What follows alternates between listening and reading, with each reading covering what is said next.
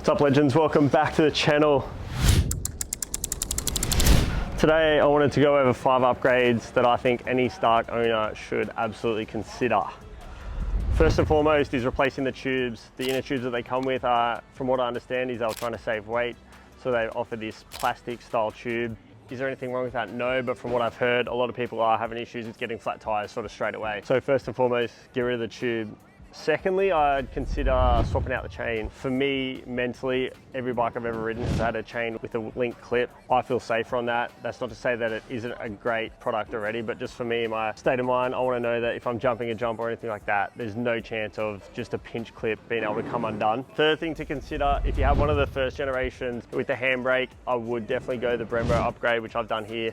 Massive fan of that. As soon as I put it on, so much more aggressive for me. I really like that. I found the other one would fade a little bit, but apart from that, with the Brembo upgrade, I haven't felt that at all. It's super bitey, which is a feeling I love. Next up is trying to find some grip. So these next two things sort of come in together, and that is a sticker kit and frame grip. But I've kind of gone one better here. So I've got the sticker kit. It is a little bit slippery. I don't know whether it's the plastics or whether the frame is just that bit of gloss, but I find as soon as you put a graphics kit on it, the bike's heaps stickier, and I just found sometimes when I see bouncing jumps and things like that, I would go to grip and I could feel the bike coming out from underneath me. That's been one thing that I've definitely found helping, was the sticker kit. And then I've kind of tried to do one better. So instead of frame tape, which does sort of wear away pretty quick, I've gone for a Raptor coating on the actual frame where you grip with your boots. So I haven't been able to test this out yet while riding, but just standing there on the stand, I haven't even put my boots on just to feel it, and it feels super grippy. So I will keep you guys updated as to how that's going. Now, the last one is a pretty unique one that I'm really sort of proud of,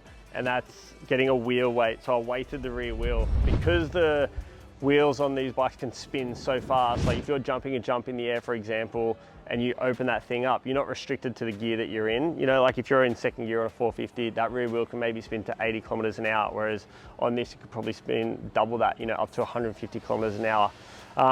For me, this is a ramp slash free ride bike, and when I'm doing whips and things like that, I found like the unweighted rear wheel would sort of unsettle me a little bit.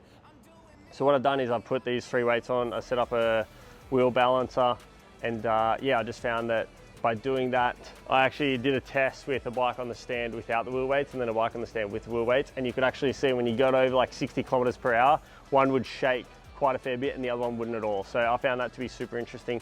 I will make a video of that in the upcoming weeks just to sort of showcase exactly what I mean.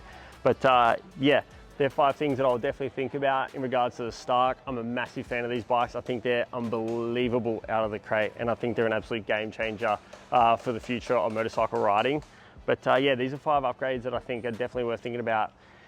Get the new tubes, get a different chain, try and find some grip on the bike, upgrade the handbrake if you feel fit to. For me, I did, and weight that back wheel. You know, apart from that, you can do a few other things like I have. I ran some Maxima coolant through the bike. I found it helped run a little bit cooler, and also suspension revalve. Just like any motocross bike, any enduro bike, revalving that bike to you to make that ride that much more enjoyable. So for me, yeah, that's a no-brainer. Revalve suspension as well.